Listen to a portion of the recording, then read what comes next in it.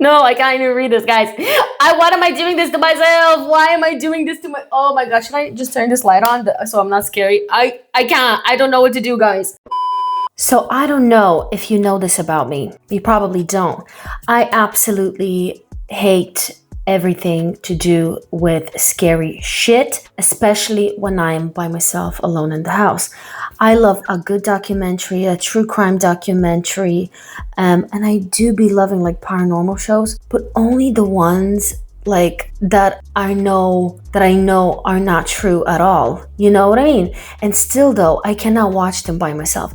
So I don't know why right now I'm sitting here at 9 o'clock at night, alone at home without my son, with a bottle of wine. And I thought to myself, let's go on Reddit and find some scary ass stories from people, like true paranormal stories. Yeah, that's what I decided to do. So that's what we're gonna do, okay?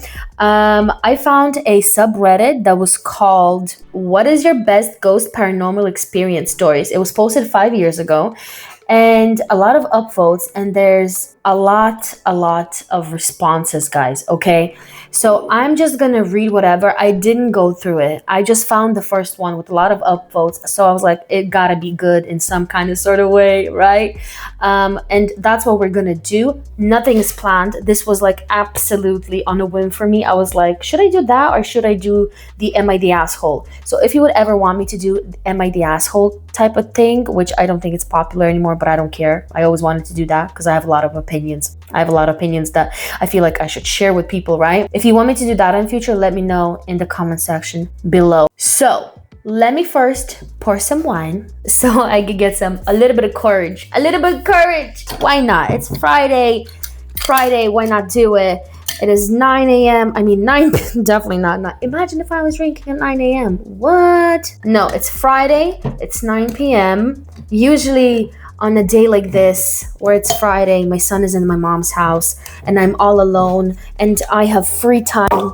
Whoa, oh no, I spilled it. I have free time. I usually have maybe a glass of wine or two, and I watch my favorite videos or my favorite creators on YouTube, and I relax and I have a good time and I'm happy and I'm very zen, very demure, right? So I don't know why I'm gonna do what I don't want to do. Like, I do want to do it. I want to see how brave I am. Am I a brave girl? Can I do this? Can I not? Oh my god, my cat is gonna probably scare the shit out of me. Oh my god, I'm so scared. Also, look at this atmosphere. There's a light here that's shining weirdly on me. There's a candle behind me. I'm doing this to myself. I am not all there. I am absolutely not all there. Okay, well, let's Dada. Love me some Dada, my favorite wine. My cat is absolutely going crazy in the living room and I'm scared. Guys, cheers. Cheers, okay? Let's take a sip before we start this shit. Oh, that was a big sip. No.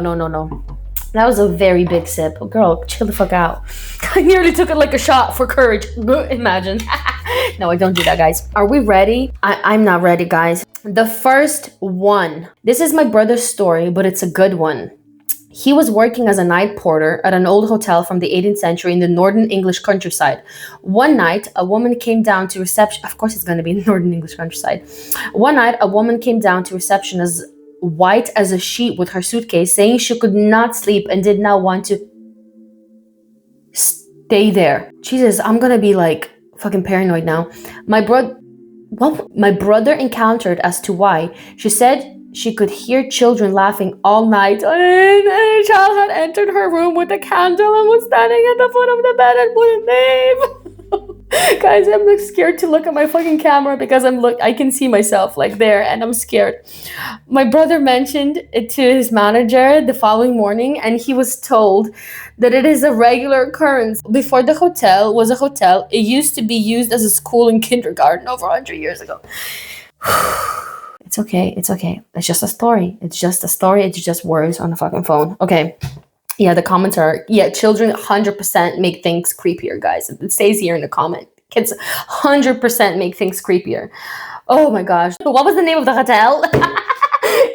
I love watching those. You know, there's the show Paranormal, what was it called? The guy, it's like an old one, no, it's not Paranormal Activity. No, it's not Paranormal Investigators. It was something, I think it was just called Paranormal. No, something. But the two guys, they worked as plumbers or something, and they started the whole paranormal thing or whatever. And it's a very old one. I forgot what it's called. If I remember in editing, I will post it here, like the picture of it. I will post it somewhere here. Okay, so here another one, not a ghost story or a paranormal, but a true experience. Okay, but that's not what I'm here for, guys. Why are we doing that? Okay, what is this? Me reading these stories while my cat looks at me from down my darkened hallway, her eyes reflecting the light. Just like my fucking cat is creeping me out with moving around, which the cat, has the right to exist. The cat has the right to move around. But anyways, I've had a bunch, but one that stood out was, you see, when people have a lot of paranormal activity, like, some people have none, some people have a lot, and some people have a mixed bag. Like they will have one or two in their whole life, and they maybe would not even believe that that really happened. So they would like question themselves.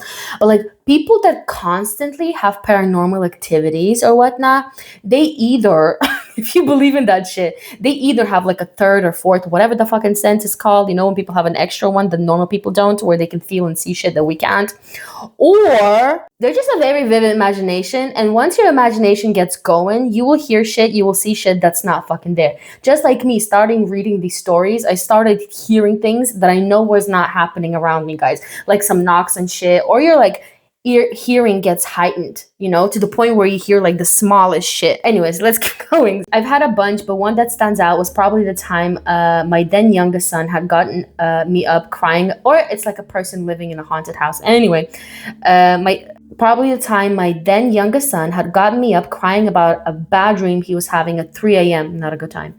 He was 4 at the time, and I calmed him down. Then he told me he's hungry, so we go to the kitchen for a snack. He's sitting there eating cereal when he just kind of looks up and then casually tells me the boy who woke him up is sitting in.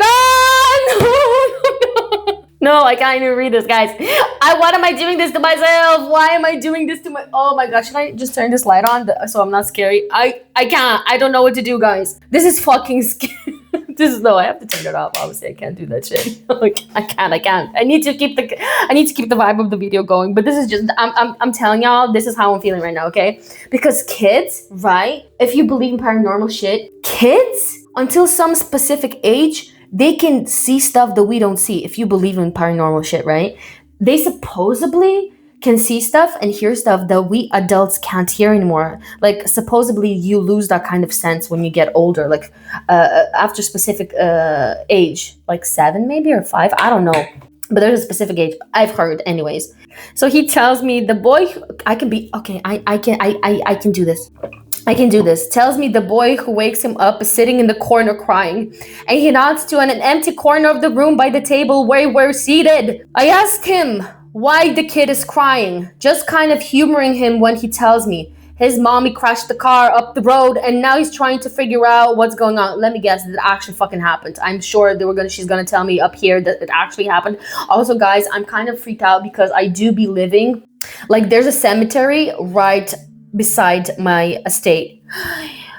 Estate is a neighborhood, depending on where you're from. In Ireland, we call it an estate. His mommy crashed the car up the road and now he's trying to figure out what's going on. He woke me up, please tell him go. So me thinking it's my kid still shook from the bad dream, look at the corner and say, hey kid, go back to your mom. Okay. We keep sitting there and my son finishes his cereal and hands me the bowl. Just kind of joking around, I asked him if it worked and the kid left. And he looks at me really seriously and say, yes, he told me the ambulance is coming, so it's okay. They're all dead anyways. And not even a minute later, a string of cop cars and an ambulance go past our house, sirens blazing. That is not what I fucking expected. I thought she would say, oh, that kind of incident happened like 10 fucking years ago or like 30 years ago or some shit. Ooh. What a fucking twist. And I got this feeling at the most intense dread while the hair stood up on the back of my neck, just like me right now. I shook it off, told myself it was just a kid's imagination and coincidence. We went back to bed. Sure. A few days later, my neighbor tells me all about the big wreck a mile up the street from us where some lady was going too fast and flipped the car coming around the curve and no one survived. At 3 a.m. in the morning on the night my kid has woken me up. I didn't dare ask her if a little boy was in the car. I wouldn't either. Okay, let's assume all of these stories are real. Like this story is real. Do you know how quickly, if I had money, how quickly I would fucking move? Honestly, no. Why would I move? It didn't happen in my house. The kid that passed away came to the house, but the little boy saw him. But now, where's the guarantee that the little child that passed away is not going to be stuck in that fucking house?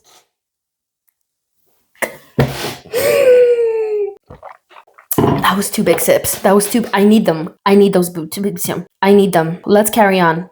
We can do this, guys. We can do. If it gets any scarier, I will. I know this is not. I know this might not be scary for anybody else, guys, but I am alone at home. I explained everything, okay? I explained. Okay, this is a short one. A schizophrenic family member went on a bit of an alcohol bender, pre-diagnosis, and ended up in the hospital. Her husband, who was a bit older, passed away suddenly while she was in a coma. When she woke up, first thing she said to my mom was, "I know husband's name is gone. He came to me. He came to tell me. Very freaky." Okay, that's not bad. That's not bad. That's not bad. That's not bad. That's not bad. It's not bad. Okay, the next one. My brother's bedroom was next to mine. Growing up, one afternoon he asked me what I was doing the previous night that made me laugh so much. Uh-oh. Confused, I pressed him for details. Again, 3 a.m. About what the fuck is with 3 a.m.? About 3 a.m. last night, your laughter woke me up. It sounded like you were pacing your room to and laughing, pacing and laughing. At this point, I told him I wasn't. Oh, okay. That scared the shit out of me. Absolutely scared the shit out of me. Absolutely scared the shit out of me. I wasn't. At this point, I told him that I wasn't home last night. I'd been at a friend's house. He went pale. To this day, he swears blind that it was my laugh. I have very distinct laugh, apparently. It's getting worse. Like the short ones are gonna kill me. I feel like the short ones are absolutely gonna kill me, guys. I'm sorry if I'm banging the mic left and right, guys. I can do this. I can do this. Camping at a friend's family property with a group of friends. They had a huge dingy shop full of old tools and old furniture that was super creepy. Dirt floor, clown paintings in the loft. Ew, not even kidding. What the fuck? Clowns are fucking creepy, guys. I had a story. Let me tell you a fucking story. It still stays in my mind, and that's why I'm like super afraid of, like, you know, those apartment buildings with stairs and stuff. Oh my god, I absolutely hate them. Thankfully, I don't live in one, and I never will. But when I was little in Latvia, when I still used to live in Latvia, I think it's like my memory of it is kind of like, you know, kind of gone, but I remember like what scared the shit out of me. And it was like an adult trying to scare us, I think. We were in one of those apartment buildings, and me and my friend, we were going down the stairs, or I think it was my cousin. I think it was my cousin, because that's the only way I would have been in that building, in that kind of building. We were going from our house, and I think that day was Halloween, but it's called something else in Latvia. Maybe it is called Halloween, but back in those days, that would have been early 2000s, like 2000 maybe, or even maybe, yeah, I think it would have been like 2000. I would have been maybe 5 or 6. I'm not sure. But we were going down the stairs. It was nighttime. And we start going, and like all of a sudden, like a person in white cloth, like with white sheets and like a clown mask, starts running up, like as if he's gonna chase us or do something like with us. And we started running up. So it was like an adult doing that shit to us. And we were like kids, you know how scary that fucking was? So like looking back at it, like that adult is an absolute psychopath to do that with two small kids, because my cousin is even younger than me, so she would have been like 9, she would have been like a year old, I think, younger than me. So if I was like 5'6", she was like 5'4". That's fucked. Okay, absolutely fucked. That traumatized me for a fucking long time, to the point where I still don't like stairways in those buildings, right? Let's continue, okay? So, clown painting in the loft, not even kidding. We stayed up late drinking by the fire, and I was the last one awake. Went to go pee on the side of the shop and stood about 5 feet away, looking inside through the window. There was a fluorescent light, and I noticed what looked like a piece of paper or dollar kind of floating around. Say what? I thought it was a moth at first, but it was moving in a very flowing figure eight pattern that was very rhythmic. It reminded me of dangling a carrot. I watched it for maybe 20 seconds, which felt like forever. Then it quickly floated back to the corner of the shop where it was dark. There was also a wood chair near the corner that added to the creepiness. Could have been a moth though. What? There was also the thing that was flying. So this it's the person is still thinking that it's moth. Okay, what the fuck? I thought you said oh the chair could have been the moth. I'm like say what? I sat back down by the fire to finish my beer and have a smoke.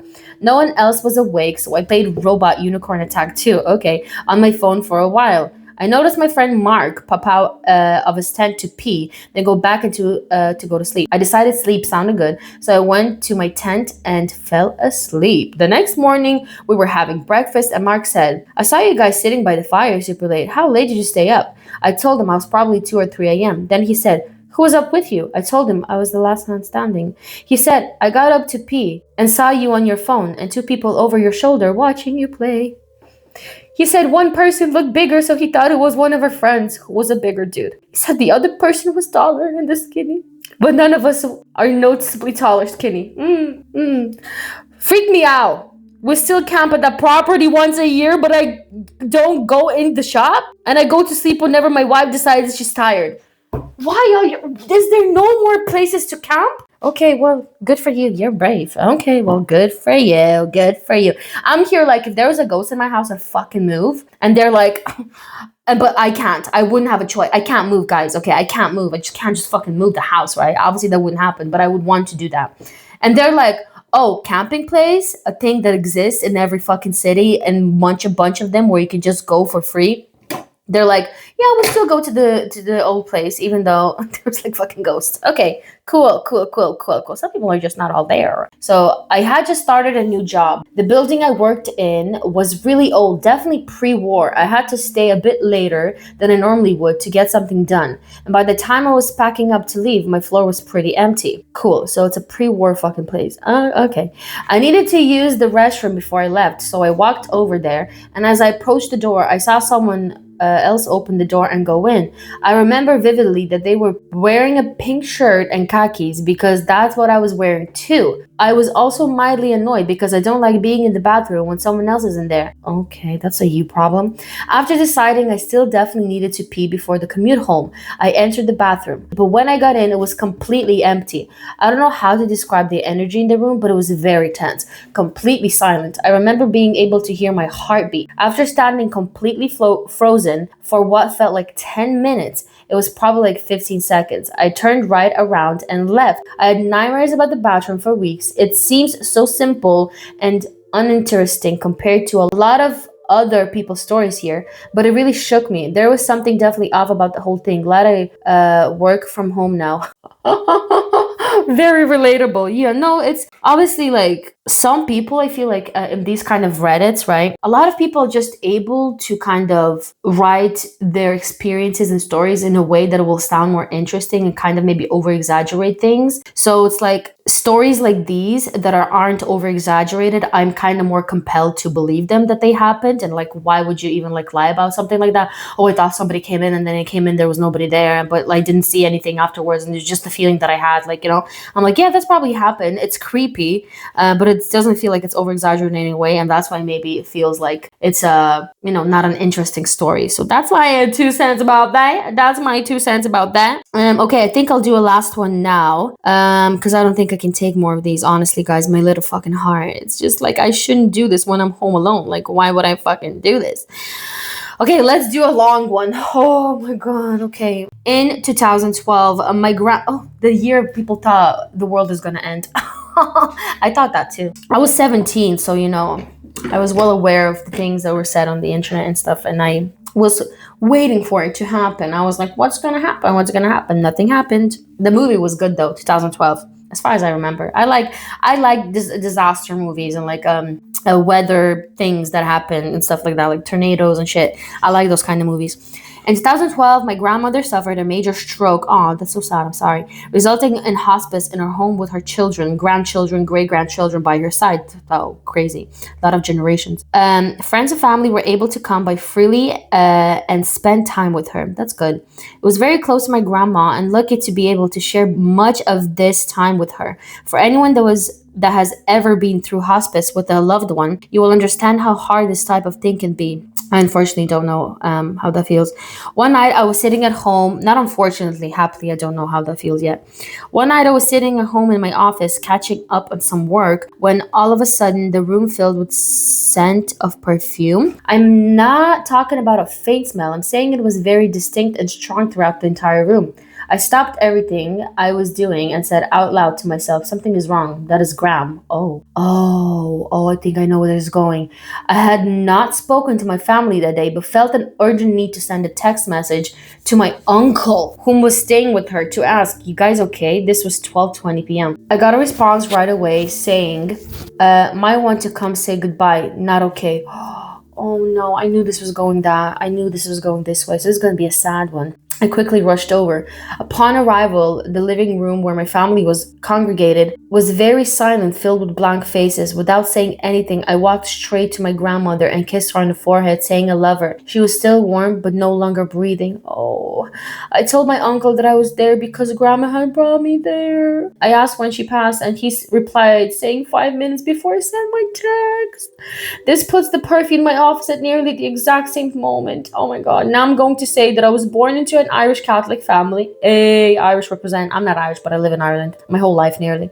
But I am in no way a religious person. Same. I would have been the first person to discount this type of story if you told it to me. But I must say, this experience had me thinking that there really is something more out there. Damn, that's sad. That is absolutely freaking sad. I still remember the day where I've never seen my grandma like on any side, and I've only ever, had an honor to know my grandfather from my mom's side. So my mom's dad, right? And no other grandparent. My grandfather passed away when I was about, I think, 5 or 6. How old was I? I'm not sure, guys. Maybe 7. I don't know. Oh yeah, I think I was about 7 years old. I lived in Latvia, and my mom, she lived in Ireland already with my dad. They were, working and stuff like that. They just migrated to Ireland. And I was staying with my auntie and my other brothers. I have 4 brothers. And so my grandfather had an injury. He slipped in winter when he was going outside to get something from the I don't know what's the place called, but we would keep like foods in there that would ferment during the winter, years already and stuff like that. So he went there, he slipped, he got a foot injury, but because he was already old, he kind of went to the hospital, and the nurse that was there kind of, I don't know, didn't look after him properly. He got a heart attack or something, and he basically passed away. That was like I loved him so much. My family was very unstable, like the family dynamic, especially my dad and stuff. So like my grandfather was my like peaceful place, right? So when he passed away, my mom obviously came back to Latvia and everything, and we had the funeral. And then I had a dream that I will like forever remember. And I don't think it was, I think it was like that year that like he passed away. I had a dream where it was so vivid. It was so vivid. It's like, this is the exact way I remembered it my whole life and told people. But it was like, it's going to sound funny, but I was basically, it was like a hill. It was like a road, but there was like a hill. And at the very bottom of the hill on the road, there was like a cage. And then there was like fire everywhere. And basically, like, I was outside of the cage, and there was like zombies trying to get me. I know, guys, it sounds fucking crazy. So there's like zombies like trying to get me. It was very like scary, super, super scary. I was crying. And then all of a sudden, my grandfather, like, I know it sounds funny, but like to me, it resembled something. My grandfather, like, all of a sudden appeared at the top of the hill of the road, and he basically started like taking attention of the zombies away from me, so in order I could get to the cage and kind of protect myself from them so they wouldn't get me. And he was just standing there, and he was like, go, go, go, and he was like waving to them and stuff, and then they would start going to him, and all I remember is looking at him, and he's like, I love you, and he like stayed there and like left. And so to me, that like, I can't believe I'm crying in an episode of a video where I'm like reading paranormal stuff. I'm supposed to be scared, guys. I'm not supposed to, and I'm not even drunk. I took barely a few sips of this wine. So like that kind of resembled that he's always gonna like look over me and stuff like that. And I also experienced like my sister passing away like a few years prior to that, not a few years prior to that, but like probably like 3 years or 4 years before that. That would have been like the only girl in the family except for me, because I have like 4 brothers. So it's like a very hard kind of childhood, like growing up unstable family. And then my grandfather, like the thing that felt most stable in my life, like passed away when I was a little girl, you know. So I always think like how would it have been for me if he was there, you know, and stuff like that while I was growing up and everything. So that dream will always stick for me. And I've never seen him in my dream after ever. And then if you believe in these kind of things, which that would actually happen a lot. My mom told me a lot of stories, and other people from Latvia and just like people in my life in general told me a lot of stories that if somebody close to you or somebody that you love passes away, if you ever see them in your dream and they're calling you to like come to them, never, if you're like able to control yourself in the dream, never walk to them, because that means they're taking you with them and you will pass away. And my mom said that there was a lot of stories of her, like people that she knew in their life that would come and be like, oh yeah, I had a dream of my mom or dad or whatever, and they called me up to them and I walked to them and stuff like that. And the people that told my mom those stories would pass away later, like very, very quickly, you know. The fact that my grandfather came to the dream and he didn't tell me to come to him, he just told me to go away and like hide and stuff, and then he just told me he loved me. Always my whole life I felt like somebody was looking over me, because no matter how hard my life was, no matter like how bad the situations were in my life, how lost I felt and everything, I kind of always in the back of my head felt like somebody's always watching over me. Maybe I'm just that strong and stuff like that, but you know, you just sometimes need that kind of hope in your life that somebody's looking over you, because a lot of people are religious, right? So a lot of people believe in God and Jesus and stuff, and they pray and they talk to them and they ask for help and they feel like God is looking over them. But I'm not religious at all, so I don't like, you know, I'm just not, even though it sounds silly, but I do believe like in spirits and stuff like that, and that their spirit lives on and just kind of looks over us, you know, especially people that really, really loved us and cherished us and we love. So yeah, well, I can't believe we're ending this video on me crying, guys, and being vulnerable, like Char, being vulnerable with you. But there's that. If you like to see more videos like this, let me know. If you want me to do like Am I the Asshole kind of like videos, I would also do that. Or if you have any ideas for something else like this, if you want to have my opinion on something, do a video about something, I don't know, let me know, guys. Let me know in the comments below. So make sure to subscribe if you like content like this from me, which I don't even know what kind of content this channel has. I can't even put it in its category because it's just random shit. Lena be random, right? Anyway, subscribe if you like me, I guess, or videos like this and you would want to see more. Like the video if you've liked it, and I will see you on the next one. Bye bye. Can't believe I fucking cried.